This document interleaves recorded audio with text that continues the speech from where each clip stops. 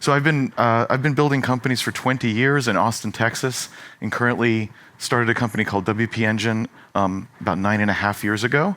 And we're big users of the cloud, as you're about to see. And in particular, we've just transformed our corporate data and our processes around there using technology from Google and some code of our own, which I'm going to show you both of. So hopefully this is useful to you.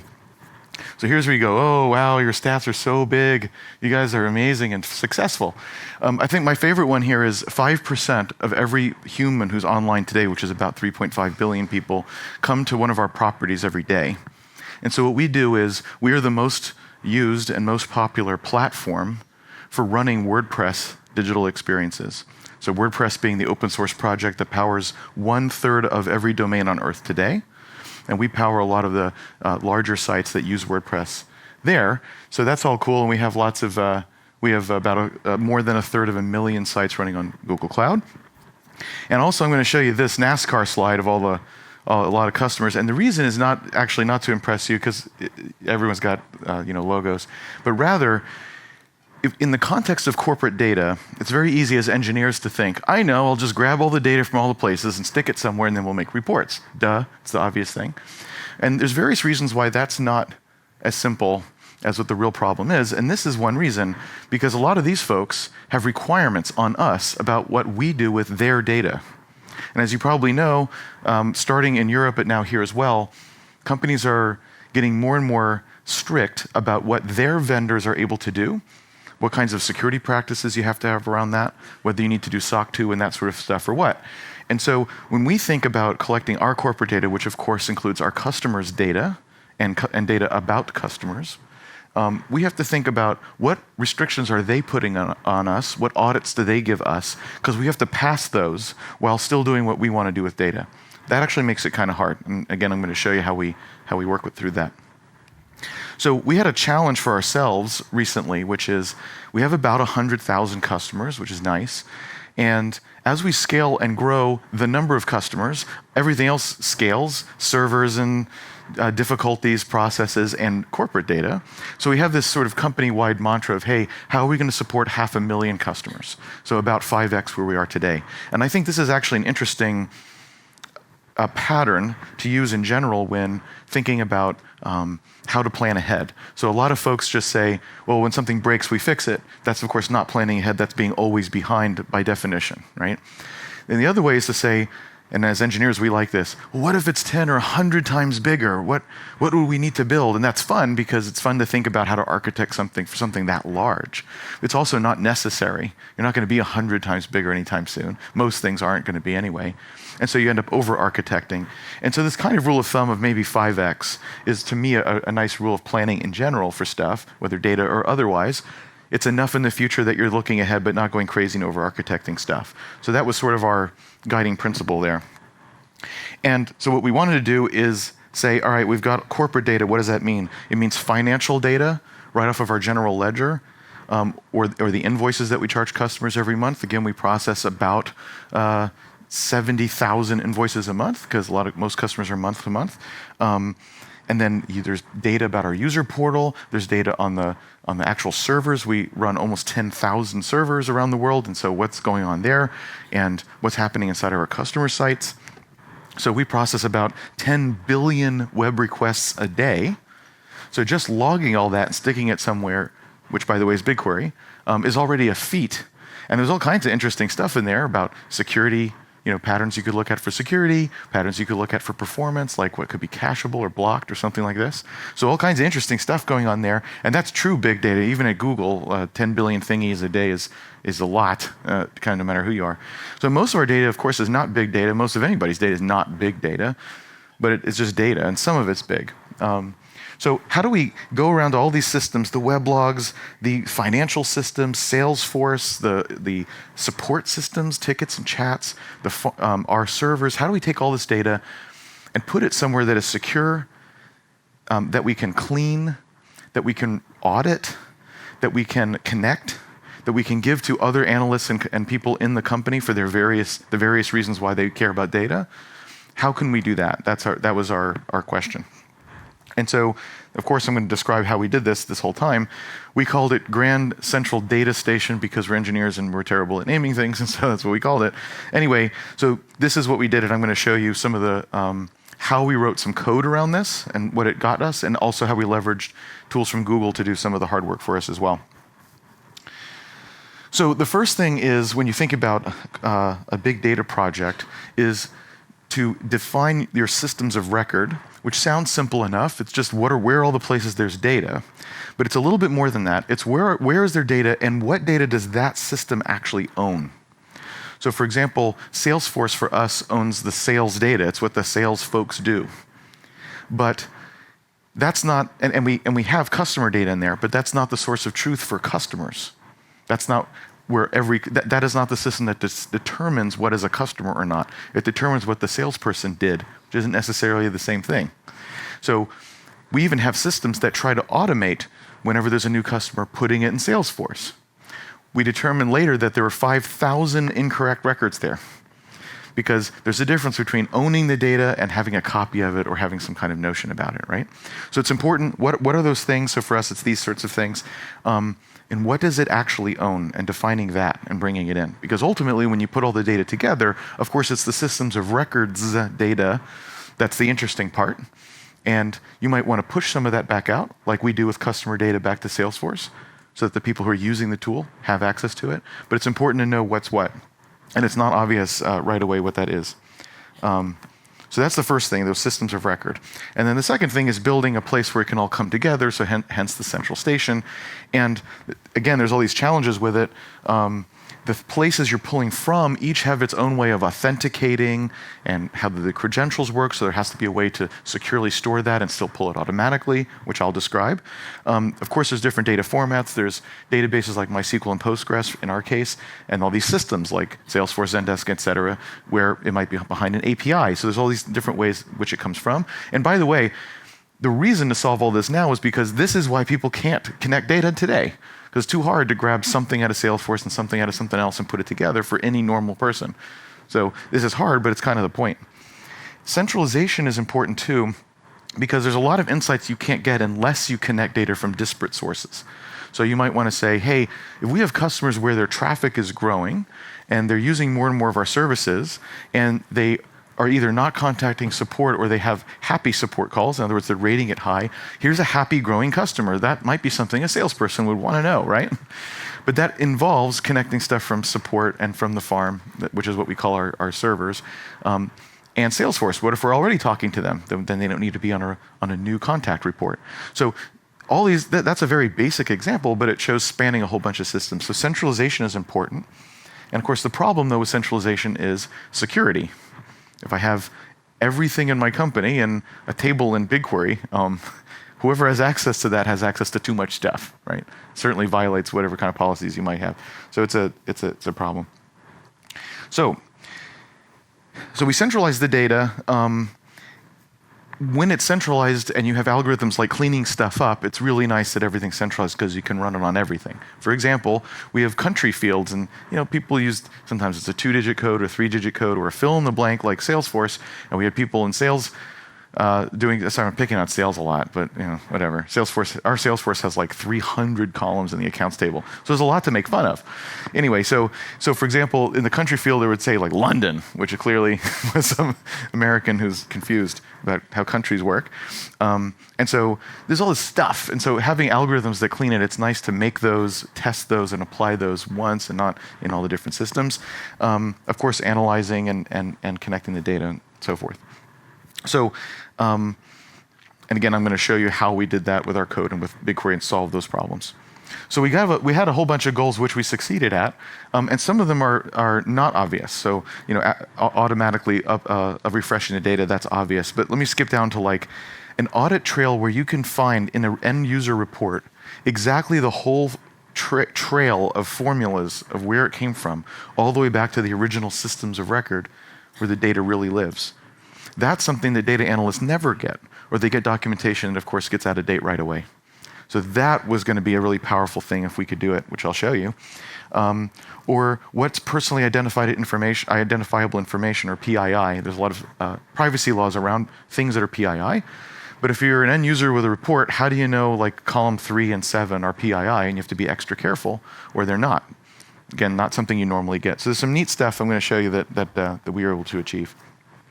So we picked BigQuery, of course, because I'm standing here, so obviously we use Google stuff.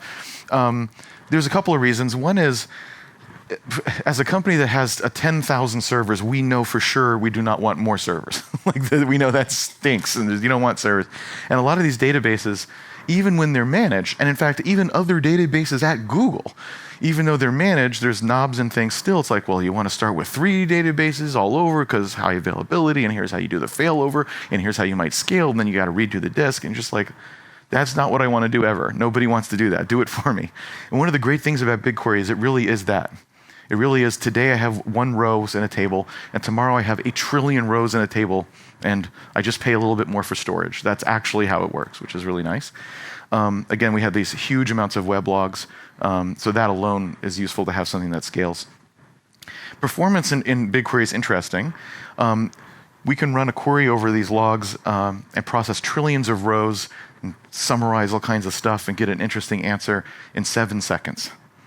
Also, you can ask it what time it is in a query, and it will also take 7 seconds. So like everything in BigQuery takes a little bit of time, but you can kind of ask it as much as you want. That's not completely true. If you stack up queries or you really have a lot of data, it can start slowing down.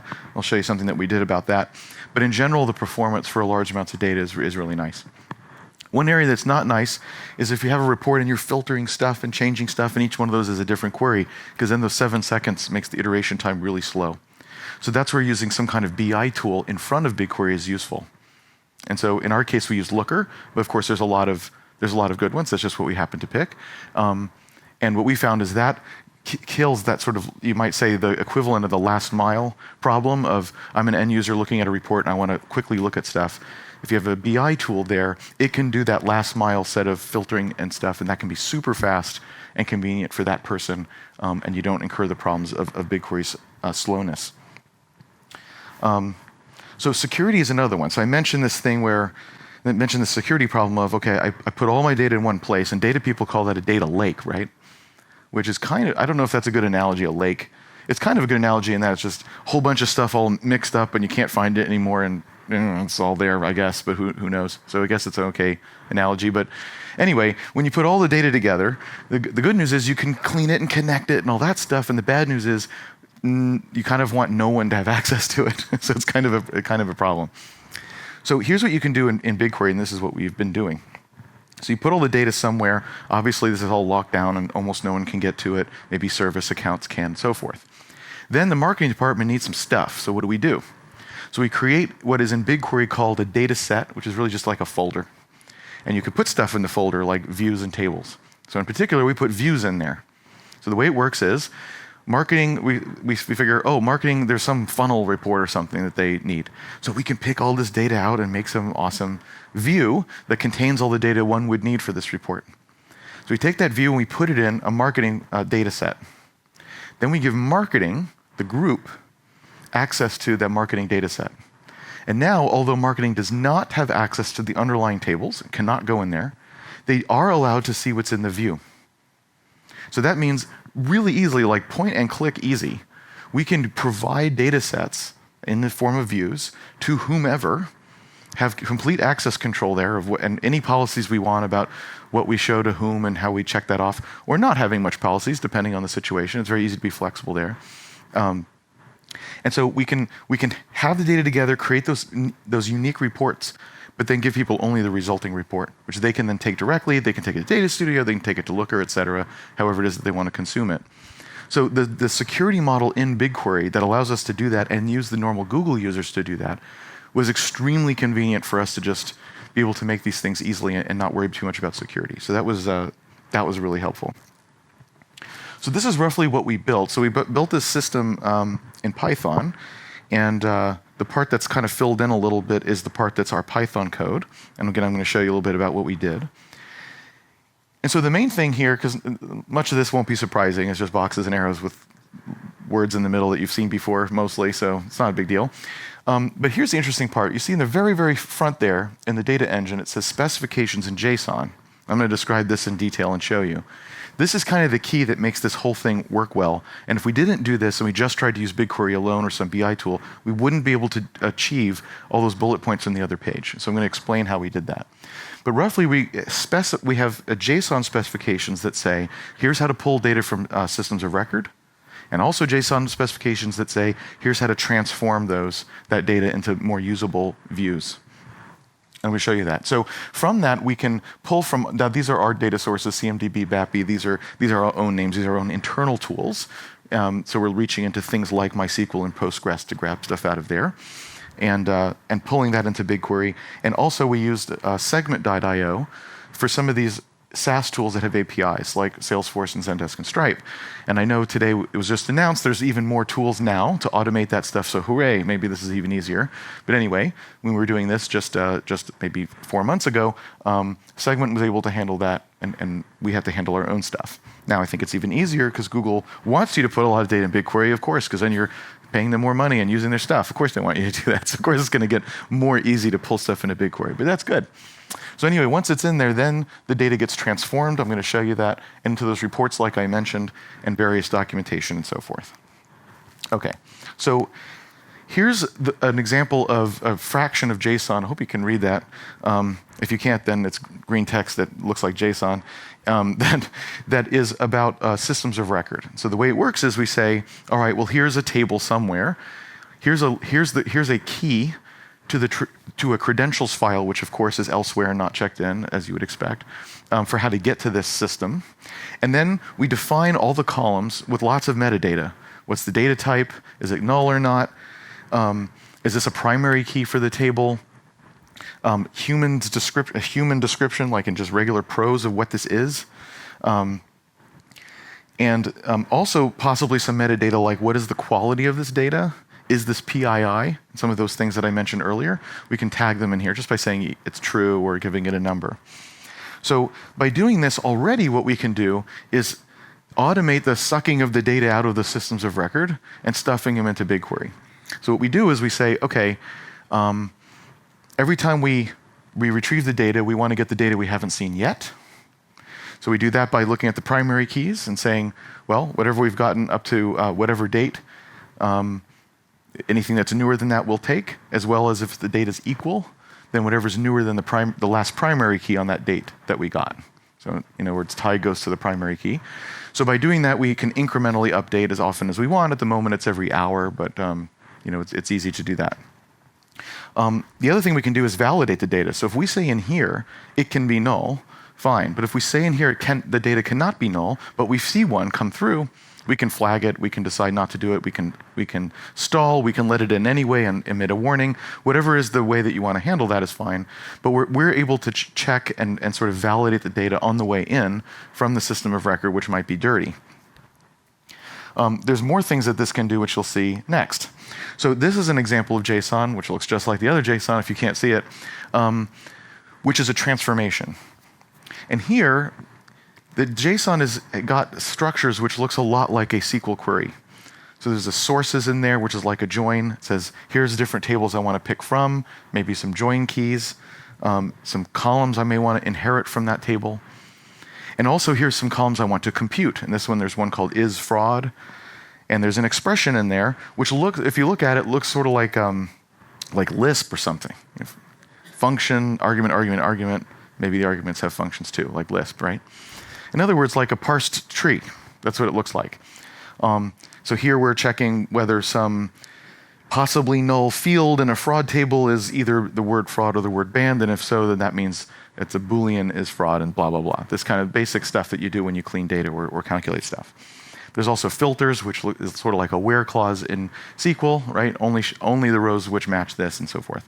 And all these expressions are sitting there in JSON. And so, of course, you might think, well, this is dumb. Just write SQL. Like, this is a lot more verbose. What are you doing? And so what we're doing is actually getting a whole lot of neat benefits by doing this. So one of the things we can do, this Python that reads in the JSON, of course, one of the things it can do is make the SQL that makes this view in BigQuery and stick it in BigQuery, which, of course, we do. So duh. Other things it can do is check our own errors. Are the data types right? Are we handling nulls correctly?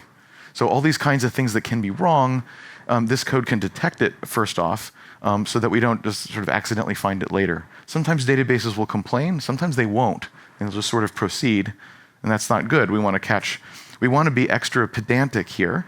We want this to be like extra linted, extra careful here, because data is so important. It is important to get everything exactly right in this use case, so we don't want to be sloppy at all. Or things that are convenient. So for example, maybe I'm concatenating a string together, and in SQL, all those things have to be strings already. But we can say, oh, look, you're concatenating strings. Oh, look, that one's a number. It's cool. We'll just throw the cast operator in there for you when we make the SQL. You don't need to do that. That's just bother. So there's various things in SQL which can be annoying, which we can actually just clean up and hide. I'll give you an example. There's a really fancy way in BigQuery where you can refer to things like the previous row, which is kind of weird, right? You're emitting things and you can ask about the previous, or even the next one that hasn't been emitted yet. It's pretty cool, because there's all kinds of really neat calculations, running sums or numbering things a certain way, all kinds of neat things you can do if you can reach forward and backward a little bit and do stuff. You can do that in BigQuery, but the expressions are confusing. They can be a little kind of long just to do that. And especially someone who understands enough SQL to want to do that and write this kind of thing, but doesn't understand enough to get into the windowing systems and analytic functions in BigQuery, which are confusing. So we can provide a function called like next or previous. And you just say, I want the next field of this. And it turns into this BigQuery expression. And thanks BigQuery for being able to do that. That's cool.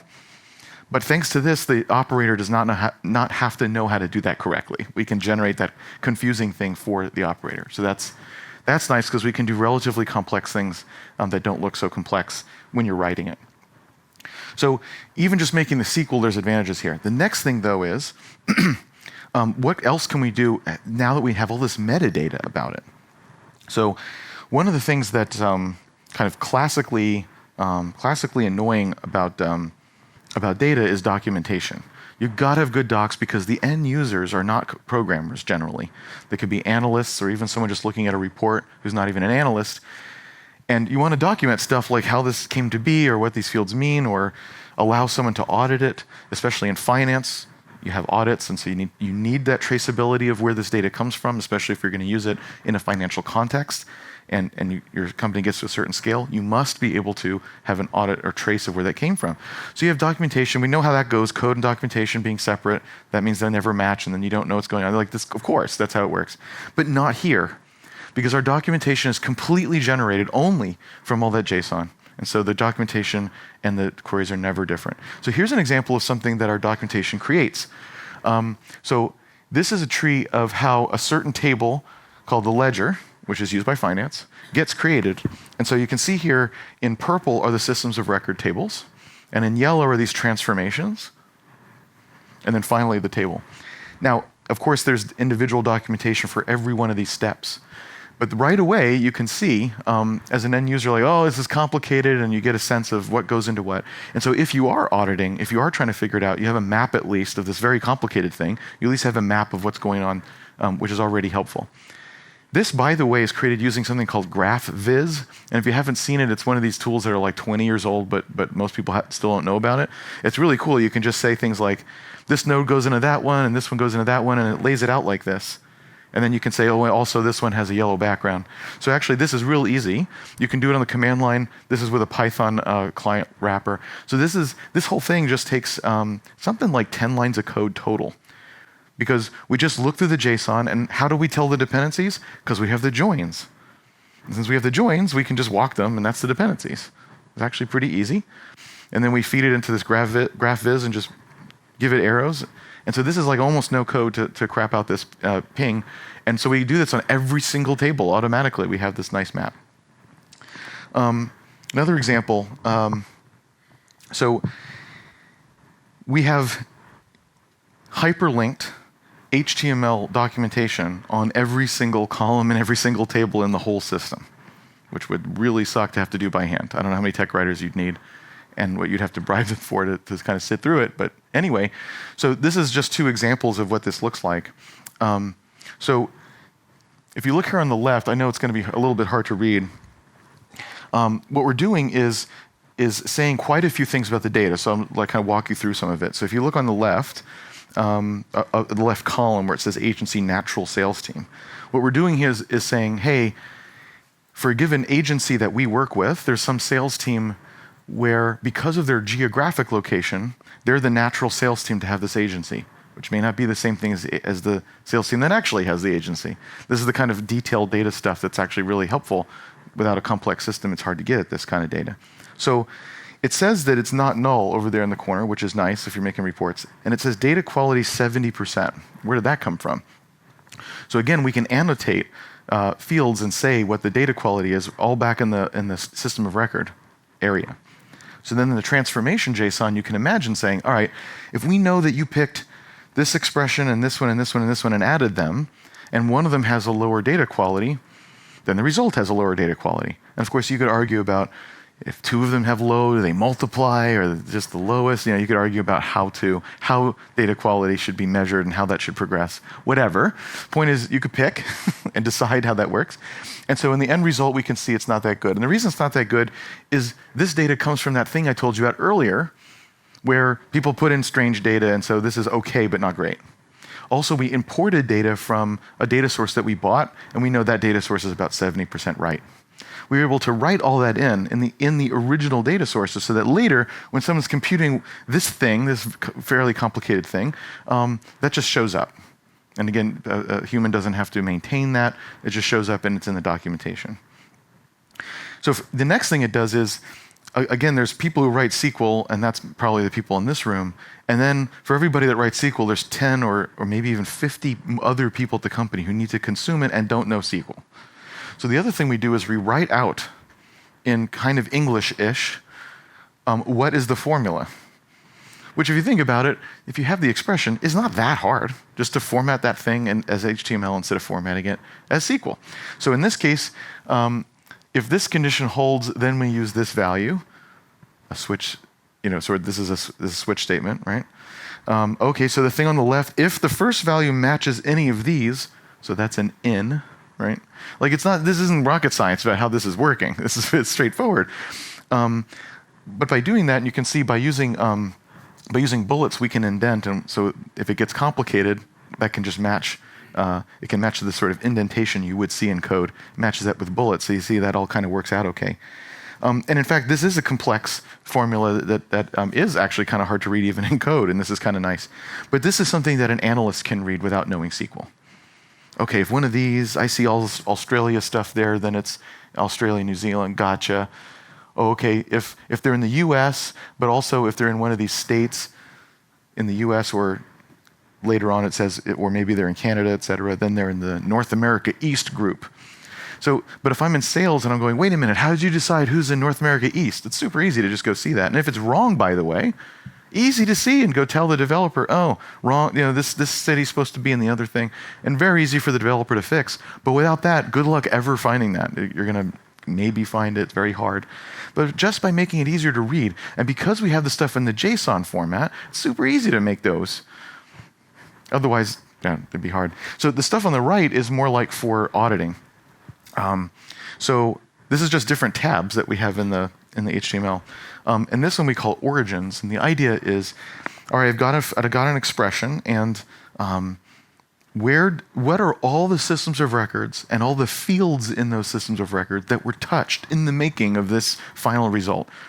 Recursively, like everywhere. What got touched? So it's just a big old list, sort of sorted by where it came from, but it's a big old list. So that may not seem that useful as an engineer, because it's useful to not flatten things out. For an engineer, it's good to chunk things.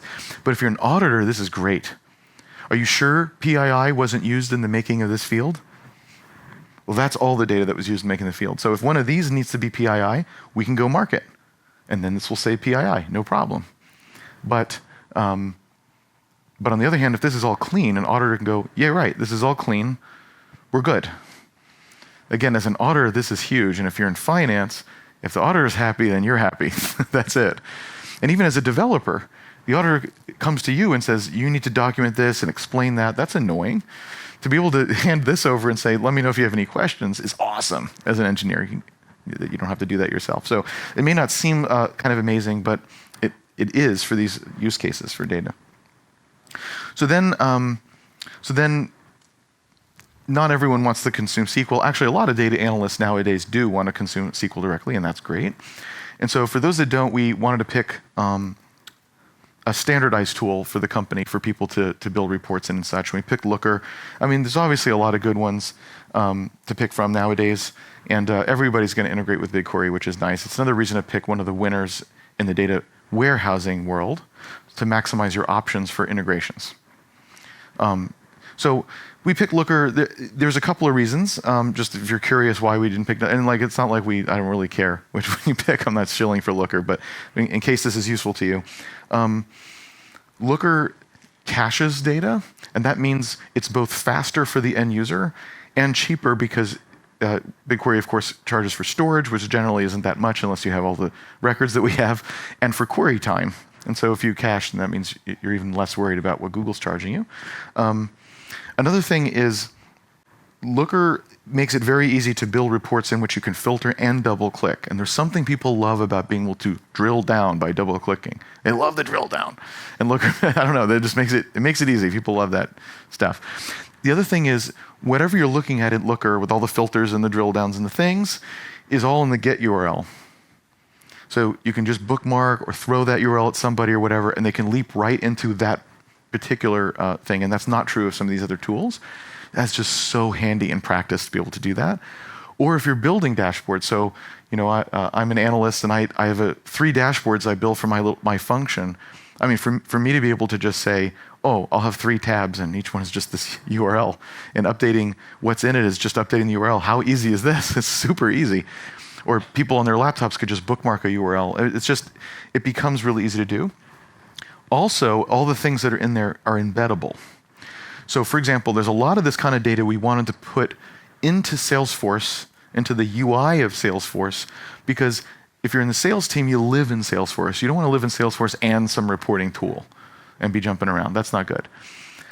So with Looker, we're able to take these reports or charts or whatever kinds of things, and just a little piece, like one chart with this filter on it of the past week or whatever, and you can embed that right into the dashboard in Salesforce with no code in Salesforce and no special crap, no special add-ons. You can just embed it, again, in part because of this deep linking that goes right in.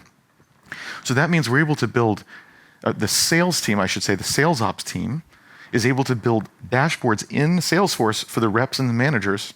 They never have to leave Salesforce to get this data, which is awesome. Again, that's Looker. But they still have the double click. So if they go, well, what about this bullet? Now they're in Looker and they can go play. So it's just, again, a really nice thing for people. And these, again, as engineers, sometimes you think of this like, who cares? Like, so it's embedded in this dashboard instead of that one, or so what, you can click on it. It doesn't sound like a big deal, but in practice, especially for non-technical people, the idea that it's just there and I can click and get more is actually a really big usability factor. And that's what this part of the system should be about, is usability for the folks that need to use the data. So that's what we picked. So a couple of things. It was harder to connect to all the systems of record than we thought. Even with things like Segment, we actually had to file and get some bugs fixed from Segment just to get our Salesforce data to work. So it wasn't easy. We also ran into some trickiness with secrets. So for example, we used Apache Airflow to create a workflow around how to pull all this data. So in other words, pull it from all these systems and then make these transformations and then these in a whole series. We used Apache Airflow. It's a workflow system for defining those and doing it. Once again, how do we create those rules? We got it from the JSON and we spit it out and it goes right into Airflow. And Google has a managed Airflow, by the way, which we use. And then it runs those things on Kubernetes. So then we were able to use the Kubernetes secrets system to actually take all those secrets to all those systems, which of course, those are crown jewel secrets, so that's really careful. Our financial data, our customer data, this is scary stuff. But by being able to put it into the vault in Kubernetes and letting it run in there, it's a nice safe way where no human being ever gets their mitts on those secrets, and yet we can automate the pulling of all the data. So that's really nice. So it was hard to get that to work, actually. It was non-trivial to figure out how to get multiple things into the vault, how to make sure that Kubernetes got the stuff out of the vault. These things were not easy for us to get up and running at first, but once they were running, it's now been running for maybe 3.5 months with not one problem, no maintenance issue, no nothing at all. So that's really good. So overall it was really good, even though it was a challenge to get going. It's still difficult to this day to understand what data is right. And I think even though we've built a lot of systems for that, it's still hard. So for example, we'll pull data from our general ledger, we'll pull data from Stripe where we run the credit card side of the business, and from the user portal where we show invoices. And then there'll be customers where that stuff doesn't match. And you say, okay, but all this stuff is supposed to be right. And at that point, Google can't help you and JSON can't help you. And so just running through all that has taken, and we continue to work on that stuff today, it has taken a lot more time than we expected. When we've talked to other folks, even in the server business, about billing and those kinds of areas, we discovered that Google has this problem, Amazon has this problem, Rackspace had this problem. Actually, billing turns out to be really hard. Who knew? But actually, it's really hard. So at least, though, we have a system where it's easy for us to understand what it is that we are doing in the first place, and therefore maybe iterate and diagnose. The other thing we did is we made tests. Obviously, unit tests, integration tests, everybody knows that, so of course we did that. The other thing that we did is these spot check smoke tests. So what we do is we'd say, we discover some customer with weird data, and so, we would create a CSV file of the result of some report against that customer that was actually right, and that became a test, right? So every time we update all the corporate data, we'll run this particular report and check it against the test CSV to make sure that we didn't break that. So it's like an integration test in that it's an end-to-end test, but it's on the actual production data. So it's like a third level of tests. So of course, in those, we have to be careful just to read and validate and never change anything, unlike an integration test where you're allowed to change the state because you can reset it. So by having just a system, and we've probably all built these kinds of things where you can drop a CSV file somewhere and drop a query somewhere and add a test easily. Because of that, we've been able to add about 100 tests, which doesn't sound like a lot, but it's, we have maybe 500 or 600 unit tests, but we were able to add an end-to-end test. So now, even when we find something really strange in a boundary and we make a little change to the JSON, we're very confident after it gets deployed that we haven't broken anything in the other crazy cases that we've seen, right? So taking the time to build those in production tests, that has been useful in this other problem. So we've changed things as a result. These are some of them. I'll give you a funny example. You would think that the number of customers we have is not a debatable or difficult concept, but actually it is. It turns out everybody has a different number for how many customers we have. And this has solved that just by normalizing what we call a customer. So for example, in finance, if someone comes in on April the 10th and leaves on April the 12th, and we give them a refund, as we do, then as far as GAAP is concerned, no money happened. No money changed hands in total. And so this is a no-op, and so it's not a customer. So finance that doesn't count that as a customer for the month. In support, that's not how they view it. In support, someone came in and called them. So obviously it's a customer. I talked to them. Must have been a customer. Who else was I talking to? So it counts. And so when support's thinking, okay, I'm trying to do capacity planning and hiring planning and how many customers we get a month, and therefore how many people I need and blah, blah, blah. And we have about 250 or 300 people in support. So this planning is important. And getting the details right is important because it's a lot of folks that we might need to hire. They need to count that as a customer. They're not going to get their hiring plan right. And similarly, finance needs to, I guess, not count them as a customer so that we're correct with GAAP. So the point being, by sort of forcing ourselves to see all of this stuff, even different definitions of the same concept like a customer, it forced us to go, okay, what do we really mean by this? What do we need to mean? We might need the concept of a GAAP customer or a real customer. We might need different words even. And with all the data in one place, we can produce all of those numbers. So everyone can get the data that they actually need, but we can actually normalize what we're talking about. So if you think it's bad for customer, you can imagine things that are less simple, how confusing that was getting. So anyway, so it's helped us normalize how we talk about things and report on things, which has been really nice, and other things like this. Okay, well, I guess we'll call it then. Thanks, everybody. Thanks for your time.